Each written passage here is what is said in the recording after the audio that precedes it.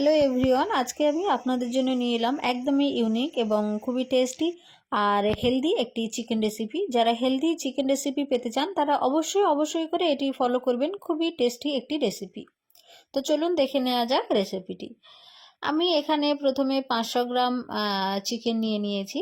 খুব ভালোভাবে ধুয়ে নিয়েছি এবং দিয়ে দিচ্ছি স্বাদ মতো লবণ। এখানে আমি 1 টিস্পুন লবণ ব্যবহার করেছি এবং হাফ টিস্পুন দিয়ে দিয়েছি গোলমরিচ গুঁড়ো, আর 1 টিস্পুন দিয়েছি আমি পাতিলেবুর রস। তো এরপরে এগুলো আমি খুব ভালোভাবে মাখিয়ে নেব চিকেনটাতে এবং ম্যারিনেট করে আমি 15 মিনিটের জন্য সাইডে রেখে দেব। এখানে কোনো বেশি মশলার ব্যবহার হবে না, যেহেতু এটি হেলদি চিকেন সেহেতু খুব অল্প মশলাতেই এটা হয়ে যাবে। এরপরে আমি রান্নার জন্য একটা প্যান নিয়ে নিয়েছি এবং এর উপরে দিয়ে দিচ্ছি কুকিং অয়েল। তেলটি গরম হলে আমি এখানে যে চিকেনটা ম্যারিনেট করে রেখেছিলাম লবণ, গোলমরিচ এবং লেবু দিয়ে সেটা দিয়ে দেব। এরপরে এটা আমরা খুব ভালোভাবে নেড়ে নেব। আর এখানে খুব বেশি মশলা ব্যবহার হবে না। এখানে মশলা বলতে ব্যবহার হবে এখানে টক দই। টক দই ছাড়া কোনো সেরকম মশলা কিছুই নেই। যেহেতু এটি হেলদি রেসিপি সেহেতু মশলা ব্যবহার যতটা পারবো আমরা ততটাই কম করব। তো এটা ভালোভাবে নেড়ে দিয়ে আমি ঢাকা দিয়ে দেব 5 মিনিটের জন্য। আমরা কিন্তু এখানে পেঁয়াজ ব্যবহার করব, কিন্তু সেটা কিছুক্ষণ পরে। প্রথমে আমরা কোনো পেঁয়াজ ব্যবহার করব না, ডাইরেক্ট আমরা গরম তেলের উপরেই চিকেনটা দিয়ে দেব। তো 5 মিনিট আমি চিকেনটা ঢেকে রেখেছিলাম, এরপরে খুললাম এবং আরও একবার ভালোভাবে নেড়ে দিচ্ছি। এটা ভালোভাবে নেড়ে দেওয়া হয়ে গেলে আমি আবারও এটাকে ঢেকে দিয়ে দেব এবং আরও 5 মিনিটের জন্যই ঢাকবো। তো আমি আবারও ঢেকে দিলাম চিকেনটা এবং 5 মিনিট পরেই খুলবো। তো দেখা পাচ্ছেন 5 মিনিট পরে খুললে কতটা জল উঠছে, অনেকটা পরিমাণেই জল উঠবে। আর আমরা এটা হাই ফ্লেমে রান্না একদমই করব না, আমরা এটা মিডিয়াম টু লো টু মিডিয়ামে রাখবো। তো সবসময় চেষ্টা করবেন এই চিকেনটা রান্নার সময় মিডিয়ামের মধ্যেই রাখতে। তো এখন আমি এখানে দিয়ে দেব আদা এবং রসুন বাটা। আমি এখানে 1 টিস্পুন আদা এবং 1 টিস্পুন রসুন বাটা দিয়ে দিয়েছি। আদা এবং রসুনটা দেওয়ার পরে আমি চিকেনটা খুব ভালোভাবে নেড়ে নেব। আর এরপরে আমি দিয়ে দেব লবণ। এখানে আপনারা নিজেদের স্বাদ মতো লবণ দেবেন এবং আমি এখানে খুব অল্প পরিমাণেই হলুদ ব্যবহার করছি। আপনারা চাইলে হলুদটা স্কিপ করতে পারেন, কেননা এখানে হলুদ দেওয়ার খুব একটা প্রয়োজন নেই।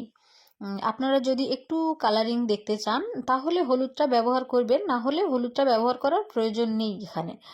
তো আমি এখানে একটু হলুদ ব্যবহার করেছি। আর এখন হলুদটা এবং লবণটা দিয়ে আমি খুব ভালোভাবে এটাকে নেড়ে নিচ্ছি। আর এরপরেই আমি ওভেনটা একটু অফ করে দিচ্ছি। আপনারা চাইলে একদম লোতে দিয়ে দিতে পারেন এবং এরপরে আমি অ্যাড করব যেটা মেন ইনগ্রিডিয়েন্টস হচ্ছে টক দই। তো আমি এখানে টক দই নিয়েছি 4 টেবিল স্পুন। আমি এখানে 4 টেবিল স্পুন টক দই দিয়ে দিয়েছি এবং এটা খুব ভালোভাবে নেড়ে নিচ্ছি।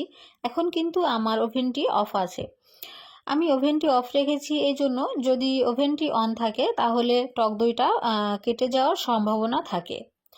তাই আমি ওভেনটি অফ করে রেখেছিলাম। এখন আমি ওভেনটি অন করে দিয়েছি এবং আরও 5 মিনিটের জন্য আমি রান্না করব এইভাবেই।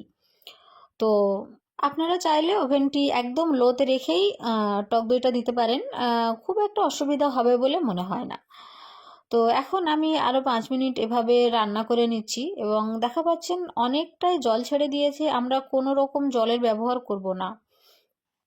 আমি এখানে কোনো রকম জল ব্যবহার করিনি, এগুলো থেকে অনেকটাই জল উঠে আসবে। আর এরপরেই আমি দিয়ে দেব পেঁয়াজ। আমি এই পর্যায়ে এসে পেঁয়াজ ব্যবহার করব। এখানে আমি 1 কাপ পরিমাণে পেঁয়াজ নিয়েছি।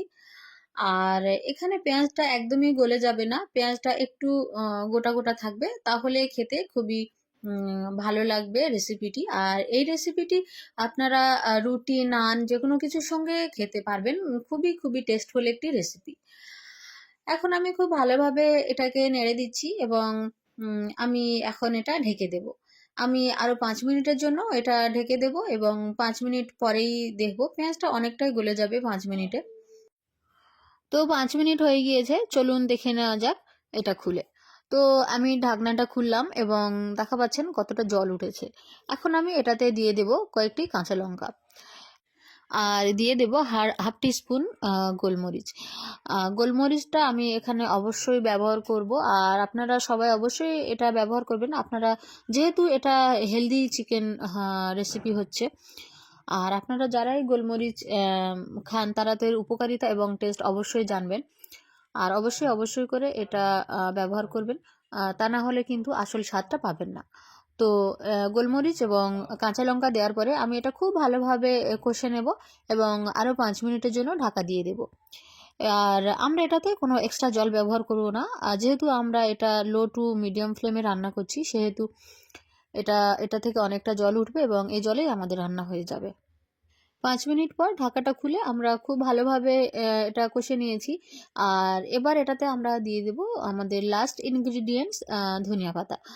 আর ধনিয়া পাতাটা অবশ্যই করে আপনারা ব্যবহার করার চেষ্টা করবেন, এবং এখানে স্কিপ করার মতো কোনো ইনগ্রিডিয়েন্টস নেই, শুধুমাত্র হলুদটা ছাড়া। আপনারা যদি একটু কালার চান তাহলে হলুদটা ব্যবহার করবেন, তাছাড়া হলুদ ব্যবহার করার কোনো প্রয়োজন নেই।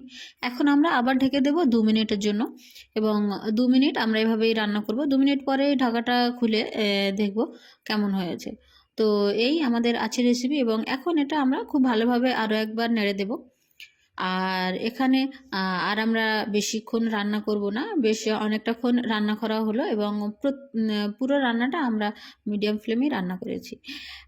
তো এই ছিল আমার আজকের রেসিপি। কেমন লাগলো আজকের রেসিপিটি? আর এটি অবশ্যই করে ট্রাই করে দেখবেন, যারা হেলদি রেসিপি খুঁজছেন তাদের জন্য এটি খুবই হেলদি এবং ইউনিক একটি রেসিপি, অবশ্যই করে ট্রাই করে দেখবেন।